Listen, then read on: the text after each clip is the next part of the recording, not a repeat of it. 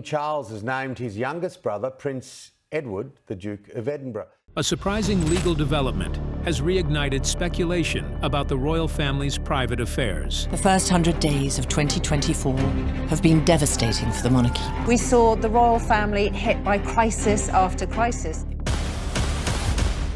Reports claim that lawyers representing Prince Edward have finally confirmed details of a long-rumored inheritance. Edward finds himself in a position that he probably didn't expect to be in, sparking fresh questions about what was kept from public view and why it has emerged now. There was no room for Edward and Sophie in those days. Prince Edward is 14th in line to the throne and never expected to be a front-line royal. As royal watchers debate the significance of these claims, He'd invited the press and the media to come along because he thought we'd all write wonderful, glowing pieces about what a brilliant idea this was. many are wondering how King Charles might respond. The cracks and the weaknesses have been exposed because you've got two key members of the family down. So, what exactly has been revealed? Why has it generated such intense interest? And could this disclosure reshape perceptions of the monarchy? Let's examine the story. To help us create more videos and uncover the latest royal drama, please subscribe. Elizabeth's final gift to Edward. As Queen Elizabeth II entered the final years of her life, News from Buckingham Palace that the Queen is under medical supervision at Balmoral. she became increasingly focused on the future of the monarchy. After decades on the throne, she had witnessed how royal wealth, titles, and family disagreements could create lasting divisions.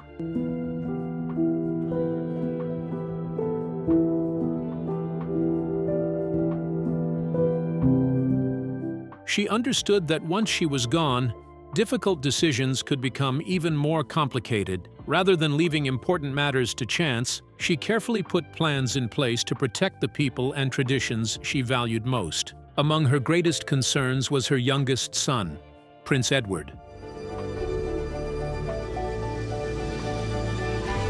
His mother was the United Kingdom's much-loved queen for over 70 years. Unlike many members of the royal family who often found themselves surrounded by controversy, Edward had built a reputation for quiet dedication, loyalty, and dependable public service. We've all had that same spotlight shone on our lives. We've been subjected to massive intrusion and all the rest of it, and we all deal with it in different ways. He rarely sought attention and consistently carried out his royal duties with dignity.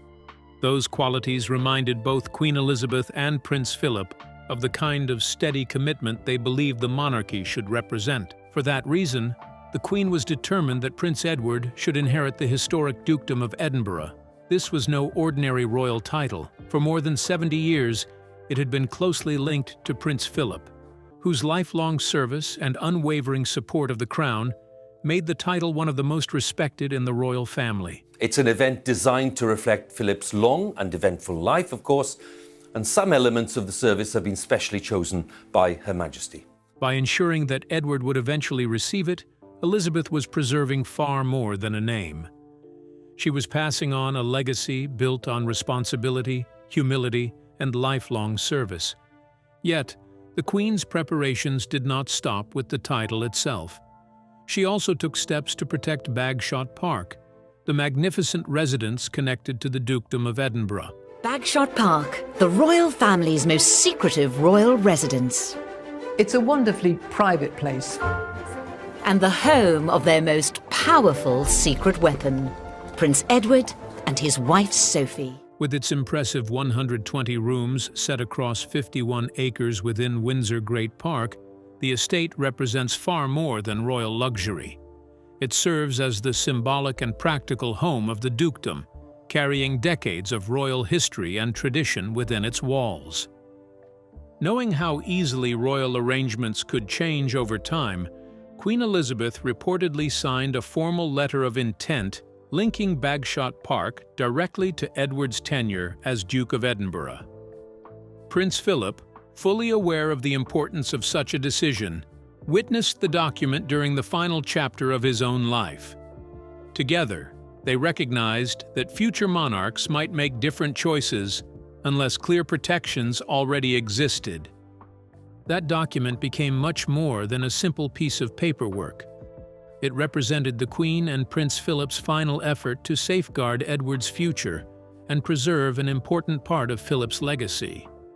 They wanted to ensure that the title, the estate, and everything they symbolized would remain together throughout Edward's lifetime, offering him the stability needed to continue serving the crown with the same quiet devotion that had earned their complete trust. Queen Elizabeth's choice seems to leave many speechless. But why did Queen Elizabeth handpick Edward of all people? Does he hold a special place with her?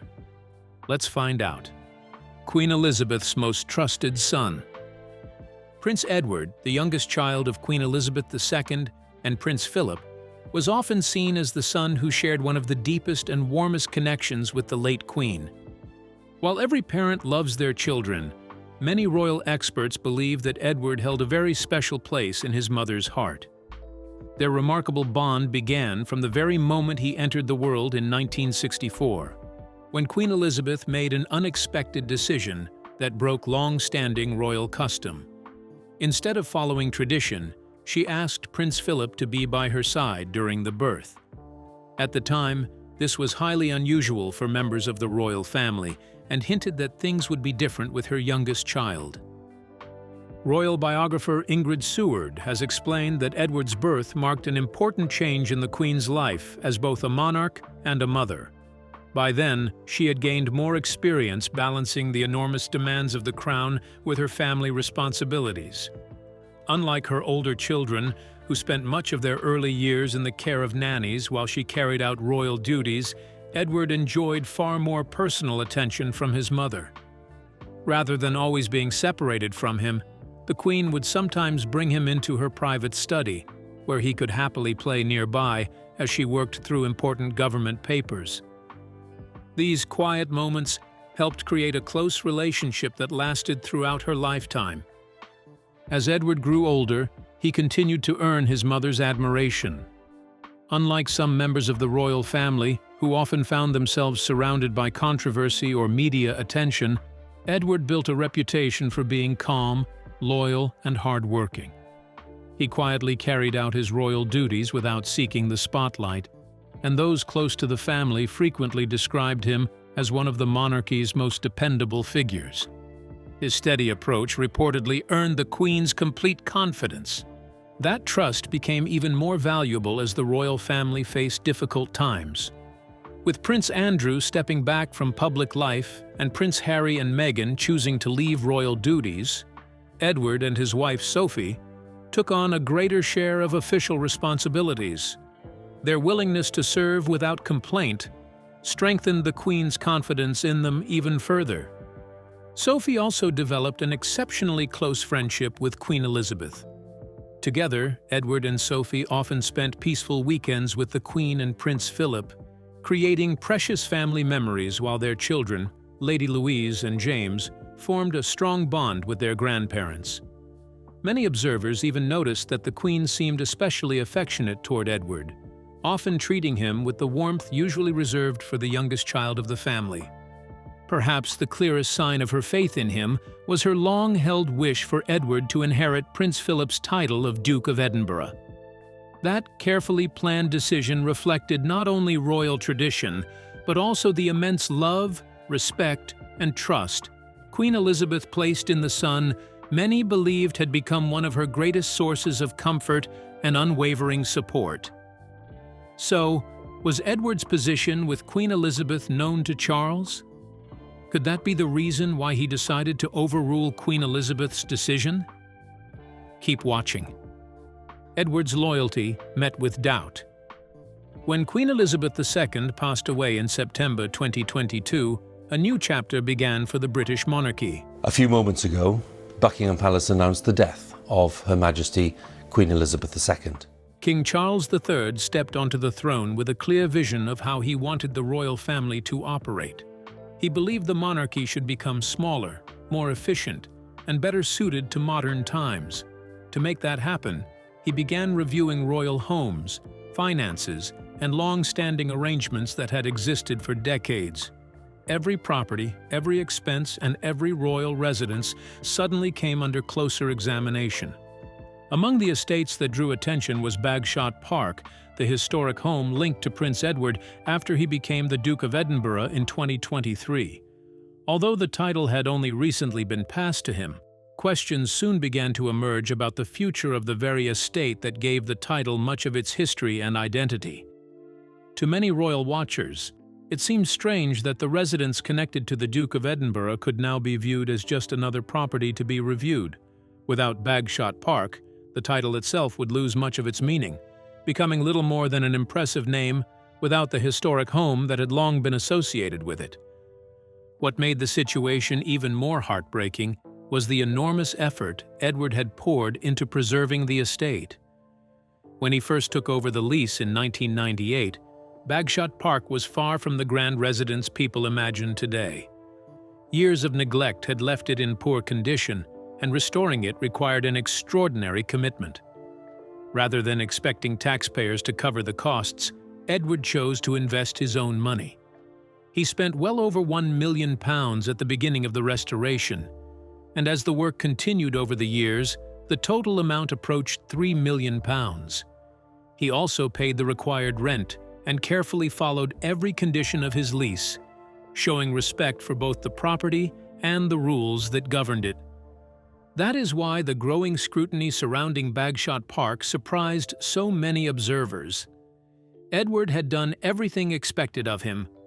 He had protected an important royal residence, paid his obligations, and fulfilled his responsibilities without public complaint. Yet he now appeared to face pressure over the very home he had worked so hard to save.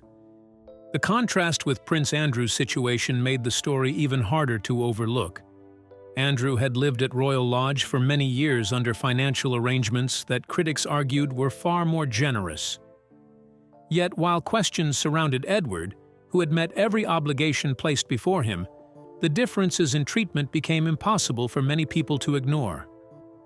To supporters of the Duke of Edinburgh, it raised an uncomfortable question. Why did the brother who followed every rule seem to face the greatest challenge, while another who had received greater concessions appeared to enjoy far more understanding? The well-thought-out plan did not seem to stop at the lodge. So what else was Edward denied after power changed hands? How was it presented? Stay tuned. Sophie's precious legacy under threat. For Edward and Sophie, the pressure was no longer limited to where they lived. It was now reaching into the most personal parts of their lives, touching memories, family history, and treasured gifts that carried deep emotional meaning.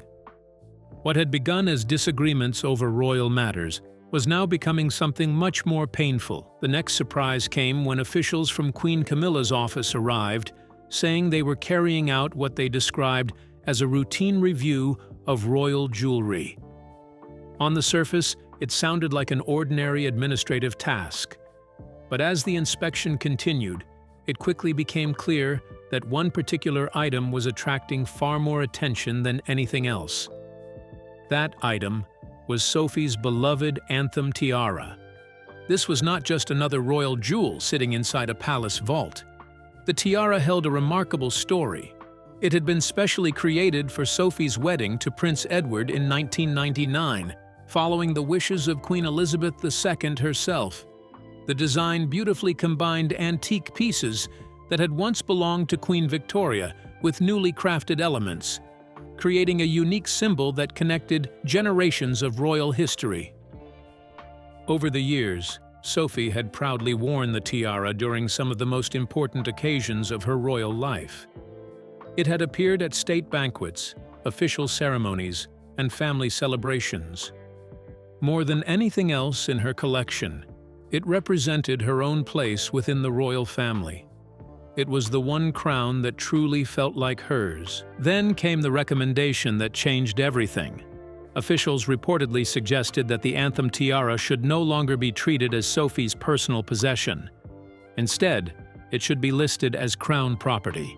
If that happened, Sophie would lose the freedom to wear it whenever appropriate. Every future appearance would require official approval, turning something deeply personal into something controlled by palace rules. The proposal sent a powerful message. It appeared to suggest that even gifts personally given by the late Queen Elizabeth II could now be reconsidered and possibly brought back under institutional control. For many observers, that raised uncomfortable questions about where the line between personal inheritance and royal property should be drawn. For Sophie, however, the issue went far beyond royal tradition or legal definitions. Having lost her own mother at a young age, she had formed an exceptionally close bond with Queen Elizabeth II over the years. The late Queen had become not only her monarch, but also a trusted guide and a motherly figure. Every time Sophie wore the tiara, she was reminded of that unique relationship and the love, encouragement, and confidence the Queen had shown her. Edward and Sophie also understood the wider implications. If one treasured gift could suddenly have its ownership questioned, what might happen to other personal items given by the late Queen? To them, this was about much more than a single tiara. It was about protecting cherished family memories, honoring the Queen's personal wishes, and preserving a legacy that could not simply be measured by jewels alone. There was a figure who eventually took the courage to stand up for the truth. Who offered Edward the quiet but powerful support? How effective was it? Let's find out. Princess Anne finally drew the line. At the moment when the pressure seemed almost impossible to bear, Princess Anne quietly stepped forward in the way she always has. She did not hold a dramatic press conference or make emotional public statements. Instead, she relied on the qualities that have earned her respect for decades: steady judgment, honesty, and an unwavering sense of duty. Anne has long been known as one of the hardest working members of the royal family. Even in her 70s, she continues to carry out hundreds of official engagements every year, often without attracting the attention that follows other royals. She has never been interested in headlines or unnecessary attention. Her focus has always been on fulfilling her responsibilities with discipline and determination, allowing her actions to speak louder than her words. As questions surrounding Prince Edward and Sophie continued to grow, Anne realized that remaining silent could create even greater problems. She requested a private meeting with King Charles and addressed the matter directly. Rather than allowing emotions or family tensions to shape the discussion, she focused on what she believed was most important: the integrity of the monarchy itself. Anne reportedly reminded the king that private gifts made by Queen Elizabeth should be respected exactly as she intended. If the wishes of a reigning monarch could later be questioned or overturned, it would weaken confidence in every promise made by the crown. In her view, the monarchy depended not only on tradition, but also on trust, and trust could only survive if royal commitments were honored. Determined to understand every detail, Anne personally examined the relevant documents and agreements. She carefully reviewed what Edward had paid, the terms that had been agreed upon, and the decisions Queen Elizabeth had made before her passing. After studying everything closely, she reached a firm conclusion. Both the residence and the treasured tiara, she believed, were protected by the late Queen's clear wishes. Attempting to challenge one decision could easily encourage challenges to many others, creating a dangerous precedent that might affect the entire royal family. Anne's intervention proved to be a turning point. Her opinion carried exceptional influence because it came from someone whose loyalty to the institution had never been questioned. Throughout her life, she has consistently placed duty above personal comfort, public popularity, and family politics. That reputation has given her a unique level of credibility inside the palace. When Princess Anne speaks, her words are rarely dismissed. They are taken seriously because they are seen as thoughtful, balanced, and rooted in decades of faithful service. At the very moment when uncertainty threatened to divide the family, her calm but firm voice helped restore perspective. Her support gave Edward and Sophie a powerful ally and shifted the conversation in a direction that few had expected, demonstrating once again why Anne remains one of the monarchy's most trusted and respected figures. Did Princess Anne and Edward share any cordial bond? Could it have been the strongest sibling relationships among the royal siblings? Keep watching. Edward and Anne's unbreakable royal bond. Among the 4 children of Queen Elizabeth II, few sibling relationships have remained as quietly strong and dependable as the one shared by Prince Edward and Princess Anne. While much of the public's attention has often been drawn to disagreements and family drama involving other members of the royal family, Edward and Anne have chosen a very different path. Their bond has been built over decades on trust, loyalty, and a deep understanding of what it truly means to serve the crown. They have rarely found themselves at the center of controversy, yet behind palace walls, their relationship has become one of the monarchy's most reliable sources of strength. Despite the fact that Princess Anne is almost 14 years older than her youngest brother, their age difference has never stood in the way of a close connection. When Edward was still a child, Anne had already stepped into the demanding world of royal duties, learning firsthand the responsibilities that came with being the daughter of a reigning monarch. As Edward grew older and gradually embraced those same responsibilities, the siblings discovered they shared many of the same values. Both developed a reputation for putting duty before personal recognition, preferring hard work over headlines and meaningful service over media attention. Unlike some members of the royal family who often dominate newspaper front pages, Anne and Edward have quietly built impressive records of public service. Year after year, they have carried out hundreds of official engagements across the United Kingdom and beyond, meeting charities, supporting community organizations, and representing the monarchy with remarkable consistency. Their commitment has earned widespread respect, not because they seek applause, but because they continue showing up, doing the work, and allowing their actions to speak for themselves. Their close relationship has also been visible during many of the royal family's most significant moments. Whether attending grand state ceremonies, national celebrations, or private family occasions, the pair have frequently stood side by side, presenting a united front in support of the institution they have devoted their lives to protecting. Their calm personalities, practical outlook, and unwavering sense of responsibility have only strengthened the connection they share. That partnership became even more important after the deaths of Prince Philip in 2021 and Queen Elizabeth II in 2022. During one of the most emotional periods in modern royal history, both Anne and Edward played key roles in national mourning ceremonies while offering steadfast support to King Charles III as he began his reign.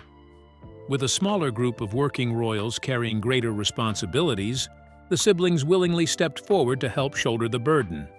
Many royal observers believe Princess Anne has also been a quiet source of encouragement and wisdom throughout Edward's royal journey. Although they champion different charitable causes, they remain united by the same principles: loyalty, humility, professionalism, and an unwavering commitment to public service. Their lasting partnership proves that sometimes the strongest family bonds are the ones built away from the spotlight. Edward has been known to have lived relatively outside the spotlights. Does this have any influence on the politics in the monarchy? Did he seem prepared for the challenge? Stay tuned. The documents that stopped Charles. Prince Edward had not walked into this battle unprepared. Long before the disagreement reached its breaking point, he had quietly spent years gathering every document, receipt, and piece of evidence that could protect his family's position. While others relied on influence or royal status, Edward relied on facts. He knew that if his family's rights were ever questioned, solid proof would speak louder than emotion or power. Among his records were detailed documents showing the money he had personally invested in maintaining and improving Bagshot Park over many years. Every payment, repair, and renovation had been carefully recorded. These papers painted a clear picture of his commitment to preserving the historic estate rather than simply living there. They showed that he had treated Bagshot Park as a long-term responsibility, not a temporary privilege. Even more important was one remarkable document: Edward possessed a letter personally signed by Queen Elizabeth II and witnessed by Prince Philip. According to the account, the letter clearly reflected the late Queen's intentions regarding family property and personal possessions. It became one of the strongest pieces of evidence supporting Edward's case, leaving very little room for confusion or conflicting interpretations.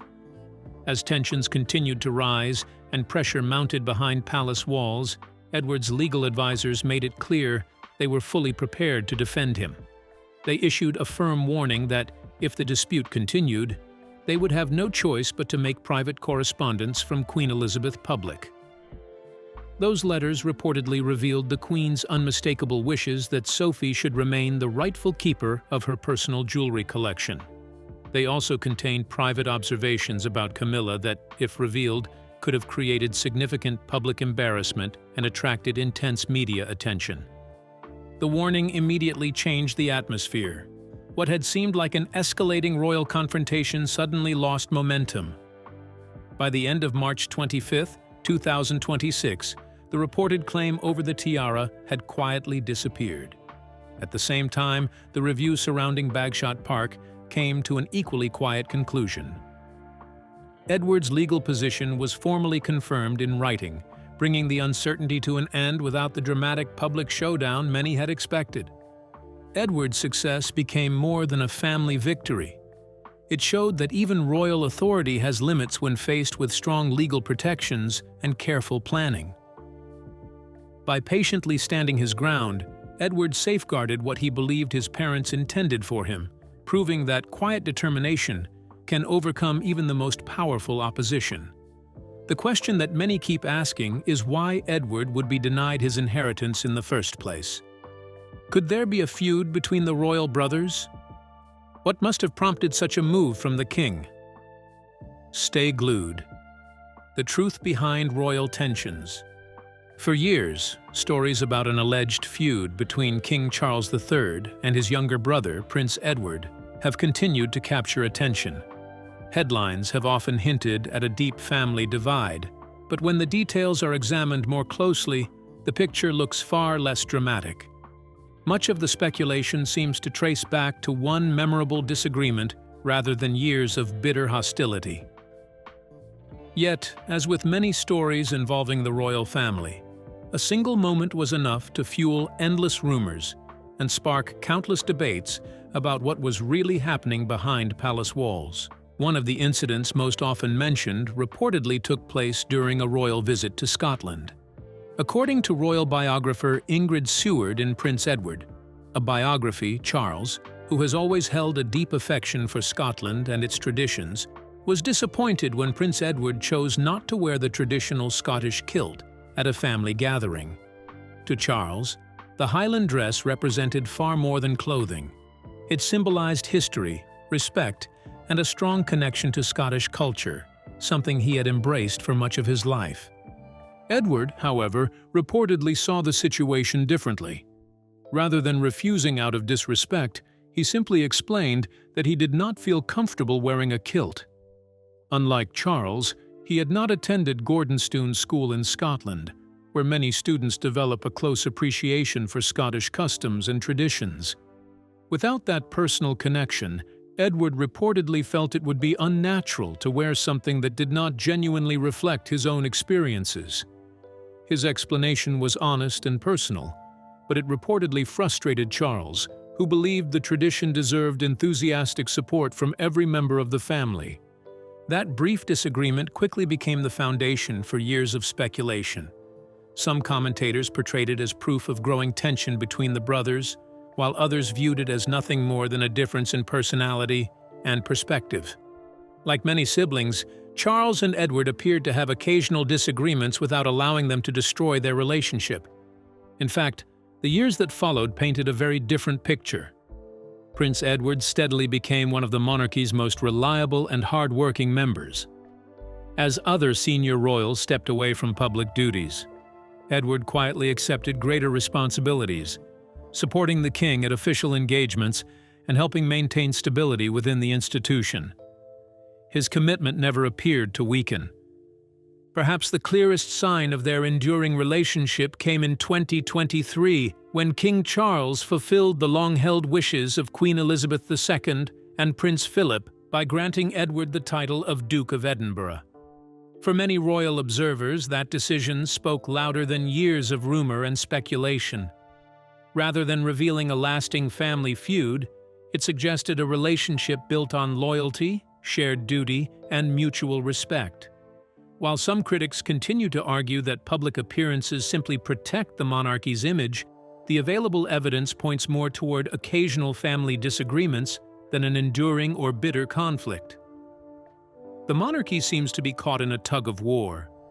Will the difference split the royal family into factions? What effect can the struggle have on the future of the monarchy? Let's find out. The monarchy's quiet power struggle.